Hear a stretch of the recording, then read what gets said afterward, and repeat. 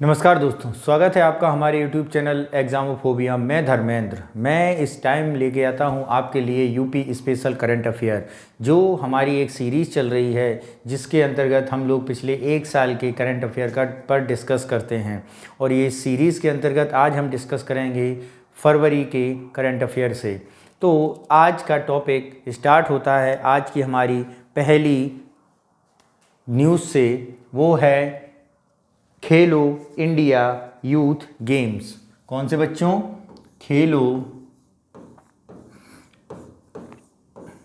India youth games. तो खेलो India youth games क्या हैं, ज़रा इन्हें समझ लीजिए। तो ये खेलो इंडिया यूथ गेम्स इस साल जो हुए हैं 2023, कौन सा 2023 में जो खेलो इंडिया गेम्स हुए हैं वो कब से कब तक चले हैं, पहले इस पर देख लेते हैं। तो ये हुए हैं 31 जनवरी से 11 फरवरी तक। कब तक बच्चों? 11 फरवरी तक 2023। नेक्स्ट आती है बात हमारी अगली कि ये कहाँ पर आयोजित किए गए। कहाँ का जवाब है कि ये मध्य प्रदेश में इनका क्या हुआ, आयोजन हुआ। कहाँ पे हुए? मध्य प्रदेश में आयोजित हुए। इसके बाद बात करते हैं कि मध्य प्रदेश के कितनी शहरों में आयोजित हुए। तो मध्य प्रदेश के 8 शहरों में खेलो इंडिया यूथ गेमों का आयोजन हुआ। तो 8 कौन कौन से शहर हैं, ज़रा इन्हें देख लें। तो 8 हैं आपके इंदौर, उज्जैन, ग्वालियर,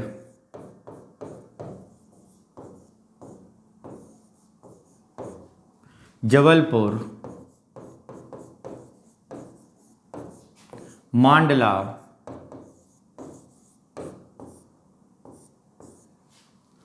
उज्जैन, इंदौर, ग्वालियर, जबलपुर, मांडला, महेश्वर और बालाघाट। महेश्वर और बालाघाट कहाँ पर आयोजित हुए? महेश्वर और बालाघाट। तो इन 8 जगह गेम आयोजित हुए। तो और एक जो 8वां बचा है वो कौन सा है आपका? भोपाल, यानी राजधानी। इन 8 शहरों में 31 से 11 फरवरी के बीच खेलो इंडिया यूथ गेम्सों का आयोजन किया गया। इसके अलावा बात करते हैं कि ये खेल का कौन सा संस्करण था। ज़रा इधर देखते हैं, खेल का कौन सा संस्करण था। ये खेलों का 5वां संस्करण था। कौन सा संस्करण बच्चों? 5वां संस्करण। अब बात कर लेते हैं कि इन खेलों में उत्तर प्रदेश की क्या पोजीशन थी। क्या बच्चों? इन खेलों में उत्तर प्रदेश की क्या पोजीशन थी? तो इन खेलों में बच्चों उत्तर प्रदेश 14वें स्थान पर रहा। कौन सा स्थान है बच्चों? 14वें स्थान पर रहा। और अगर हम बात करें कि उत्तर प्रदेश को इस गेम में कितने पदक अर्जित किए उत्तर प्रदेश ने, तो बच्चों यहाँ पर उत्तर प्रदेश ने 6 गोल्ड, 14 सिल्वर और 16 ब्रॉन्ज हासिल किए। यानी उत्तर प्रदेश ने 6 गोल्ड, 16 सिल्वर, 14 सिल्वर और 16 ब्रॉन्ज पदक हासिल किए। यूपी की पोजीशन इन गेमों में इतनी है कि उसने 6 गोल्ड, 14 सिल्वर और 16 ब्रॉन्ज हासिल किए। यानी 6 गोल्ड, 14 रजत और 16 कांस्य पदक हासिल किए। अगर हम नंबर 1 की बात करें तो 161, कितने बच्चों? 161 पदों के साथ, 161 पदकों के साथ महाराष्ट्र पहले स्थान पर रहा। महाराष्ट्र किसका स्थान रहा? महाराष्ट्र का, महाराष्ट्र प्रथम स्थान पर रहा, नंबर 1। और जबकि नंबर 2 पर हरियाणा रहा। नंबर 2 पर कौन रहा बच्चों? हरियाणा रहा। अगर हम इनके पदों की बात कर लें तो महाराष्ट्र ने 56 गोल्ड जीते। कितने जीते बच्चों?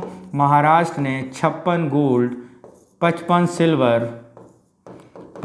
सिल्वर और इसके बाद 50 ब्रॉन्ज पदक हासिल किए। 50 ब्रॉन्ज पदक हासिल किए।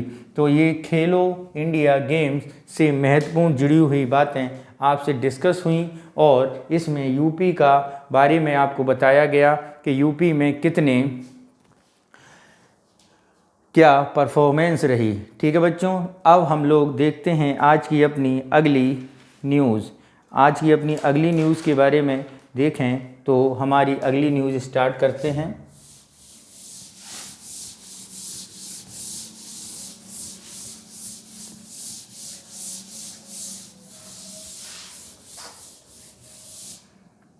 आज की हमारी अगली न्यूज़ है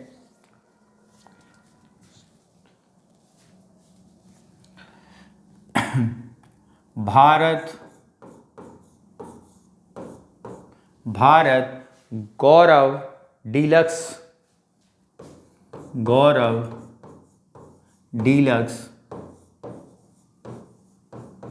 टूरिस्ट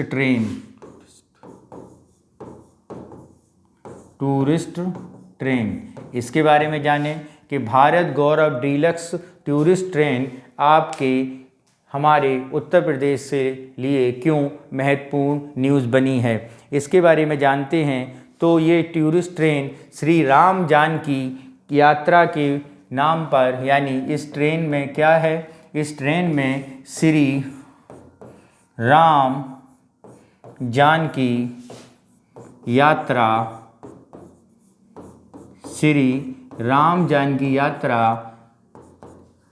एक ट्रेन चलाई गई है। कौन सी? श्री राम जानकी यात्रा। अगर हम ये बात करें तो ये उत्तर प्रदेश के कहाँ से स्टार्ट होगी? ये उत्तर प्रदेश के अयोध्या से नेपाल के जनकपुरी तक चलाई जाएगी, यानी राम के प्रमुख स्थलों पर चलाई जाएगी। और अगर हम ये बात करें कि ये कहाँ से चलाई गई है तो ये बच्चों आपको पता होगा, ये 17 फरवरी 2023 को दिल्ली के सफदरजंग, कहाँ से? सफदरजंग रेलवे स्टेशन से रवाना हुई। ठीक है। इसके अलावा क्या महत्वपूर्ण है इस ट्रेन में? इस ट्रेन में महत्वपूर्ण है कि ये 7 दिवसीय यात्रा है। कितनी है बच्चों? 7 दिवसीय यात्रा जो उत्तर प्रदेश के किन किन शहरों से गुजरेगी, अगर उस पर हम बात कर लें तो उत्तर प्रदेश के किन किन शहरों से होगी, ज़रा ये देखें तो ये अयोध्या, बनारस, सीतामढ़ी,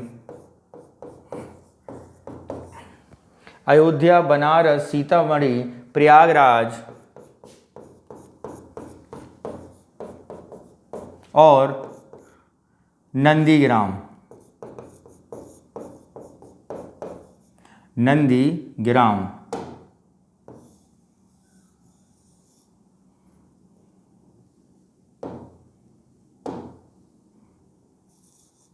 इलाहाबाद और नंदीग्राम, यानी भारत गौरव यात्रा डीलक्स ट्रेन के अंतर्गत श्री राम जानकी यात्रा की एक ट्रेन 17 फरवरी को सफदरजंग से रवाना हुई, जो राम से रिलेटेड सारे स्थलों पर जाएगी, जो अयोध्या और नेपाल के जनकपुरी के बीच चलेगी। ये 7 दिवसीय यात्रा है जिससे 7 दिन के अंदर यहाँ पे पहुँचा जाएगा। और ये एक तरह से देखो अपना देश के अनुरूप, यानी उस तर्ज पर चलाई गई है। देखो अपना देश यानी युवाओं को आकर्षित करने के लिए। नेक्स्ट चलते हैं हम लोग।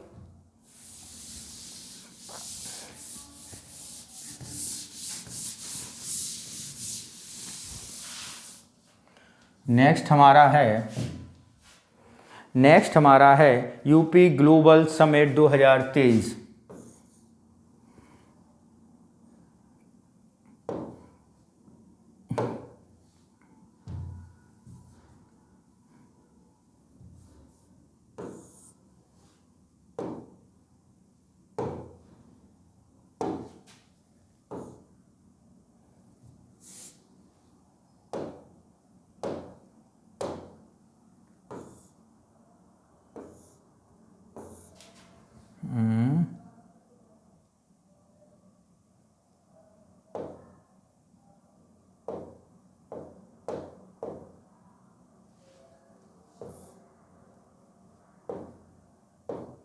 नेक्स्ट चलते हैं हम लोग यूपी ग्लोबल समिट।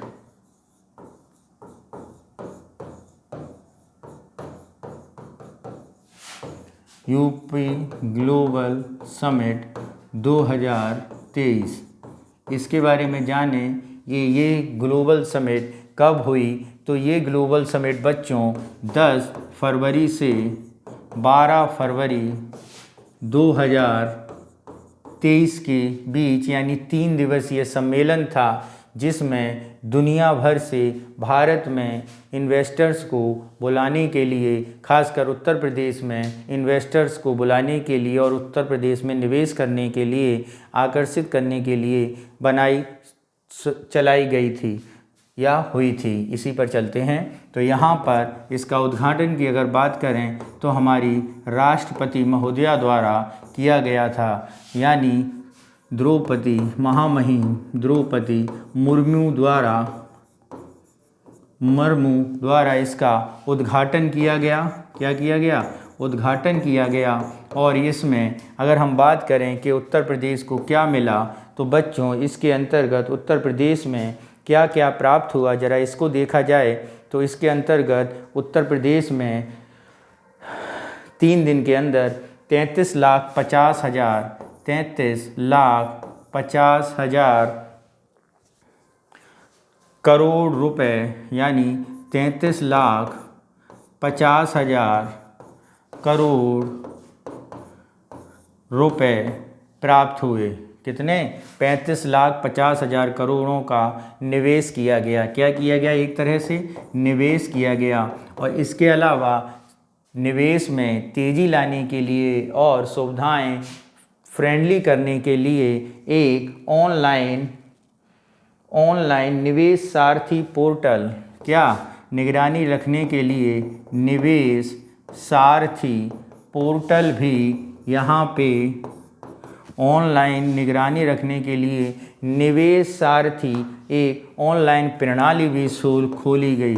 निवेश सारथी ऑनलाइन प्रणाली भी क्या हुई? ओपन की गई। तो बच्चों आपको समझ में आया होगा, यूपी ग्लोबल समिट का उद्देश्य था कि हमारे उत्तर प्रदेश में निवेश बढ़ाने के लिए, तो ये निवेश का बढ़ाने के लिए 3 दिवसीय समिट की गई। और इस समिट में फल भी मिला, और वो फल था 33,50,000 करोड़ का निवेश के तौर पे। और उस निवेश को सुखद और सुविधाजनक बनाने के लिए उसमें एक निगरानी पोर्टल भी बनाया गया, एक निगरानी ऑनलाइन प्रणाली भी शुरू की गई, जिसे निवेश सारथी के नाम से जाना गया। ठीक है बच्चों, आगे हम लोग चलते हैं अपने अगले करंट पर। ठीक है बच्चों, ज़रा अगला करंट देखते हैं। तो हमारा अगला करंट है UP Singapore summit. UP Singapore summit. UP Singapore summit, ज़रा इसे समझते हैं। ये सिंगापुर द्वारा उत्तर प्रदेश में निवेश किया गया इस समिट के अंतर्गत। और बेसिकली ये जो किया गया है वो ग्लोबल इन्वेस्टर समिट के दौरान ही उससे अलग किया गया है। ये बात ध्यान रखना, ग्लोबल समिट के से ये हट के किया गया है। इसमें क्या हुआ है? इसमें शहरी व्यापार के साथ आर्थिक सहयोग के साथ ग्लोबल इन्वेस्टर समिट से अलग किया गया। शहरी विकास कौशल विकास परियोजना के अंतर्गत इसमें क्या किया गया है, ज़रा देखते हैं। इसमें उत्तर प्रदेश में शहरी विकास बढ़ाने के लिए, सुविधा करने के लिए, ठीक है, ये शुरू किया गया। सबसे बड़ी बात है ये इन्वेस्टर समिट से अलग हुआ था। ये इन्वेस्टर समिट से अलग किया गया था। यूपी सिंगापुर समिट ये अलग किया गया था लखनऊ में, उत्तर प्रदेश और सिंगापुर के बीच इन्वेस्टर को आकर्षित करने के लिए, उत्तर प्रदेश में इन्वेस्ट को बढ़ाने के लिए किया गया था। ठीक है बच्चों, नेक्स्ट हम लोग चलते हैं। नेक्स्ट हमारा है, उसे देखते हैं। तो नेक्स्ट हमारा है डिजिटल पेमेंट उत्सव। डिजिटल पेमेंट उत्सव, इसके बारे में समझें। तो डिजिटल पेमेंट उत्सव ये हुआ है शुरू 9, कब से हुआ है? ये हुआ है आपका 9 फरवरी से। कब से हुआ है? 9 फरवरी से 9 अक्टूबर तक चलेगा। कब तक चलेगा? 9 अक्टूबर तक चलेगा। और इसका उद्घाटन किसने किया है? तो आईटी मिनिस्टर अश्वनी वैष्णव द्वारा इसका उद्घाटन किया गया है। अश्वनी वैष्णव द्वारा उद्घाटन किया गया है। और इसका उद्देश्य की अगर हम बात करें, डिजिटल पेमेंट उद्देश्य की अगर हम बात करें, तो ये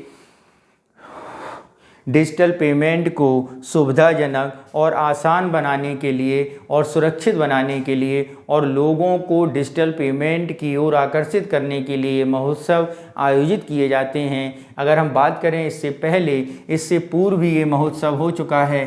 पूर्व में ये महोत्सव हुआ था 5 दिसंबर 2021 से कब हुआ था? 5 दिसंबर 2021 से 5 मार्च 2022 तक ये हुआ था। और इसमें डिजिटल पेमेंट में इलेक्ट्रॉनिक कार्य समूह या कार्य प्रणाली या कार्य स्वरूप विकसित करने के लिए लखनऊ, हैदराबाद, पुणे और बेंगलुरु शहरों में एक संस्कृति कल्चर बढ़ाने के लिए ये सम्मेलन, ये महोत्सव आयोजित किए जाएंगे। समझे? कहाँ पर? लखनऊ, पुणे, हैदराबाद और बंगलौर में। ठीक है बच्चों, नेक्स्ट हम लोग चलते हैं अपने अगली न्यूज़ पर। तो हमारी अगली न्यूज़ है बिजली बैंकिंग। क्या है बच्चों? बिजली बैंकिंग। इसे समझते हैं बिजली बैंकिंग को। बिजली बैंकिंग क्या है? तो बिजली बैंकिंग काफ़ी अच्छी योजना है। ये किसने शुरू की? अगर बात करें तो उत्तर प्रदेश सरकार द्वारा बिजली बैंकिंग शुरू की गई है, जिसमें उत्तर प्रदेश सरकार ने सर्दियों में, क्या है? सर्दियों में कम खपत होने वाली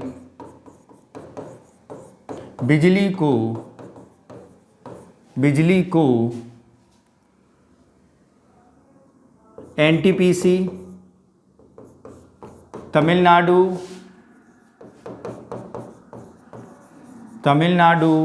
एनटीपीसी तमिलनाडु, मध्य प्रदेश,